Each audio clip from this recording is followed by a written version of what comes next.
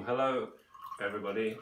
Thanks for coming and all that. Welcome to my abode. Actually, this is my abode, my humble abode. Or, as Gary Oldman said, I think, in Bram Stoker's Dracula, welcome to my abode, for I am now in my blue period, having left behind my sucked period. Yeah, I think he said that, I don't know. Anyway, on the wall, some maps, bits of the world, all very well ordered, as you can see.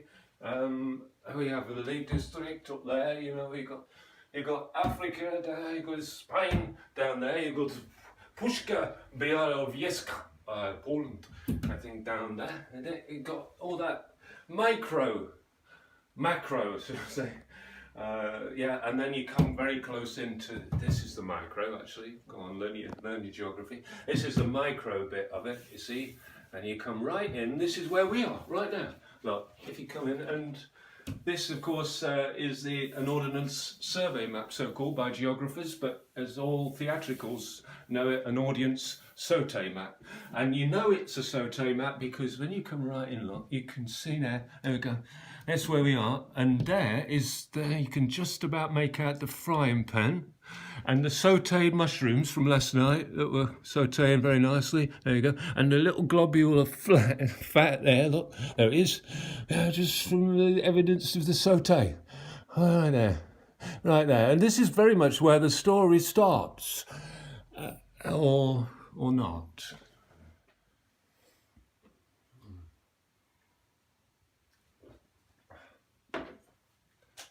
I mistake night for day, drag myself out of bed.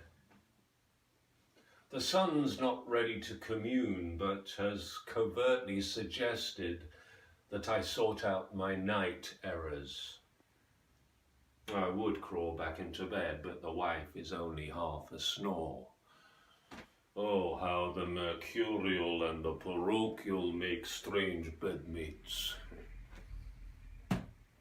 The choice is facing me a stark, to crack open a warm beer and stick on some cowboy porn, Estonian be the rider here, or to write, damn it. So, the story goes. An arts gathering called Suck on Your Stereotype. I'm there, in a crowd of adults unrelated, crammed into an inflating caravan alongside a bevy of badgers. Less unrelated, let's say Scottish. In order to gain entry into the arts shebang, I've had to corporal scrape under a perimeter fence, don't knock it if you ain't tried it, where I bump into these bagpiping badgers who invite me to come watch their set. As for the whole shebang, well, a whopping corporate do with a golloping dollop a doo-wop. From the caravan, voices cry out, "Do one! Enough shenanigans!"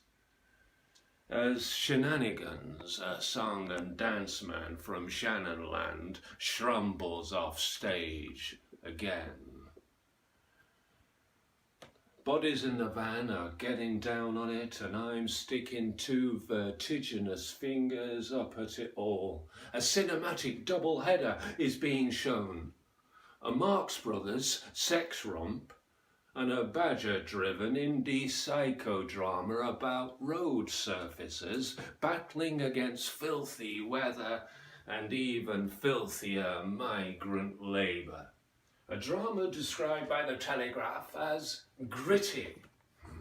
The sex romp, proletarian shopping and fucking, begs the question of how accessible, where authentic, and who on earth was Karl Marx's brother?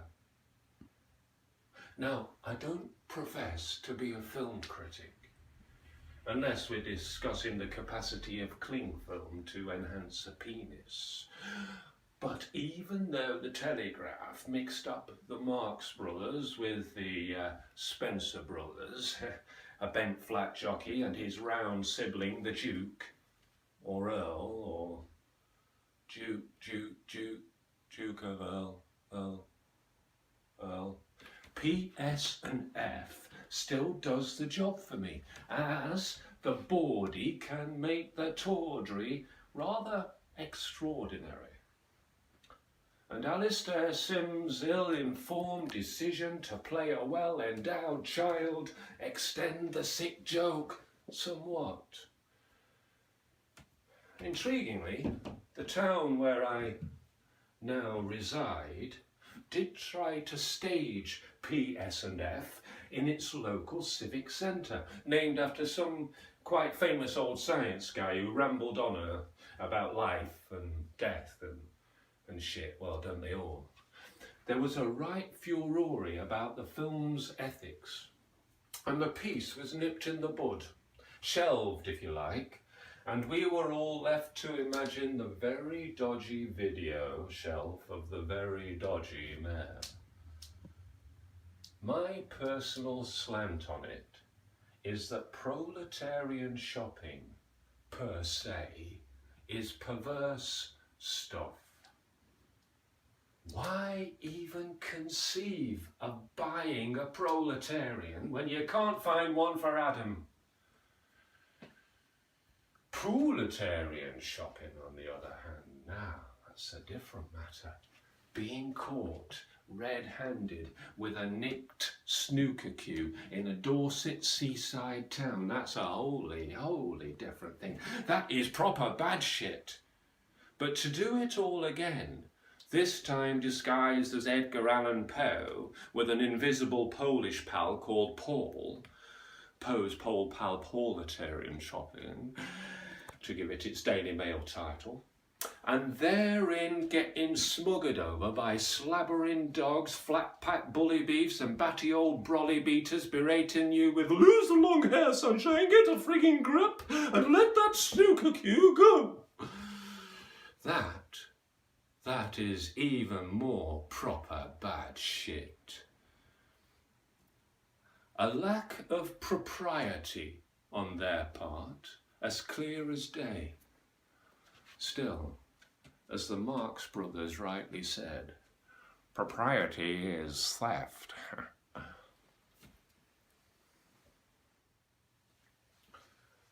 So, from the dizzy heights of snooker cue snaffling in a dozy Dorset seaside town, I am now stuck in my adopted place of residency, resigned to salubriating with sleep roughs, discussing the heisting of food banks, disguised as a one-armed pastry chef with a flaky gun, demanding the dough be handed over before a fool's alarm be raised.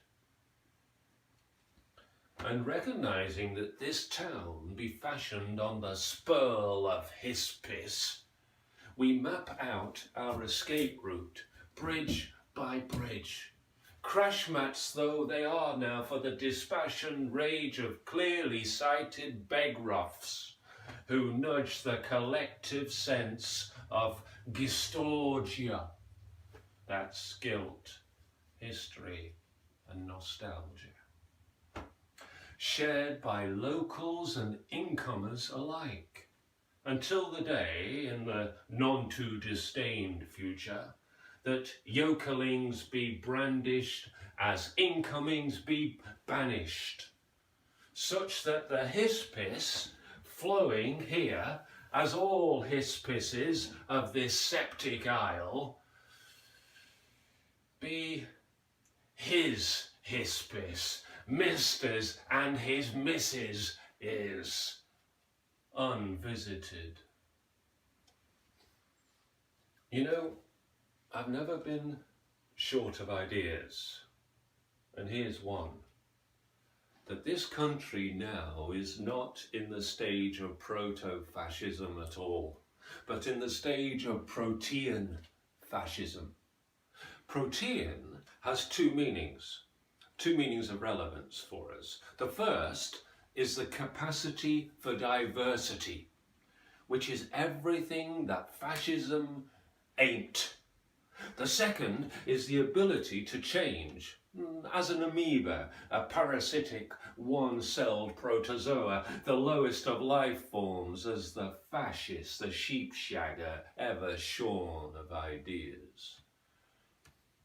Still, if I had a silver sovereign for every idea I've ever had, I'd now be a man of silver sovereigns, tossing them furiously, hand into the air, the material sparking with the ideal, knocking, then embarking on never darkening each other's door. If I were a rich man,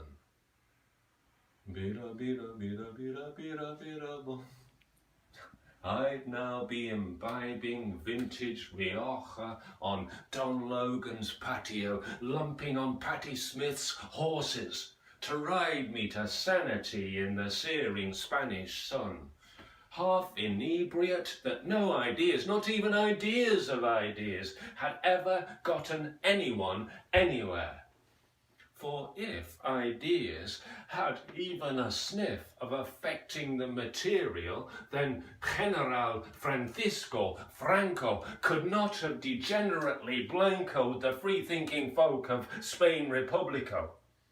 And I would not now be doubting the campness and aginess emanating from that top-notch Tinto Campo Viejo as a reflection of me in its deep blood readiness, in which, on reflection, Juan can see jack shit. Background filler, petty bourgeois, shopkeep, upbring, no shop there, base brewery town, bullet to fuck, jack shit was his name. Listen hard and you might pick up a smidge of East Mid's lilt. Ironic that, because the East Midlands jar does not encourage hard listening, when all's said and done. As a child, and I was once, armed with my jotter, I would scour the roadside for registration numbers on vehicle license plates, ready to scrawl down, but not, no, for I was on righteous writing strike, in sinister protest at being bludgeoned into right-handedness, and under cover of night, my left hand would rip off and stockpile number plates in an abandoned shed on the meadows. But as interest turned to obsession, I'm driven to fill the shed with all dismantled bits, so long as they were Ford parts. One was even an engine. One miserable winter, I pulled the plug on this passion. The rains had come, the shed had sunk. It wasn't the same after that. Plus my co-conspirator, a recalcitrant uncle, had been arrested by the RSPB for crimes against humanity. Oh, it's a long story, and why shouldn't it be? But in a nutshell, Prague Spring, Russian tanks roll into Czechoslovakia, world sits shaking in boots, glued to black and white portable TV screen, well, Dodgy Uncle and I at least. BBC on mission to further wind up right-wing press send Robin Day to Prague to chat to victorious Soviet army. Camera focus on one special tank, driven by Prince Pyotr Alexeyevich Kropotkin, Junior, great-great-grandson of the Russian revolutionary anarchist, which normally wouldn't turn a hair. However, on this occasion, wouldn't you just know it? And to further To further wind up his Czech baby minder, Robin climbs onto Pyotr Alexeyevich's knee and gives him a BBC, Boulder's brass cuddle, which normally wouldn't turn a hair. However, on this occasion, cameras zoom in on some Polaroids stuck to the tank dashboard, pictures of dismantled Ford vehicle parts sent to Moscow by Dodgy Uncle.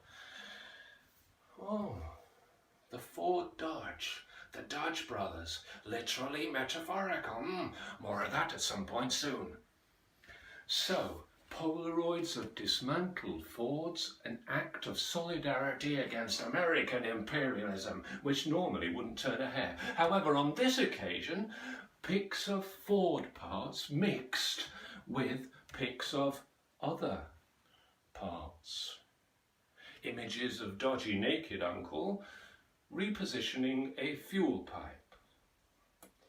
Pictures clear as day, but clearly not to our Robin, nor the BBC, Special Branch, MI5, MFI, CIA, FBI, FYI, FFS.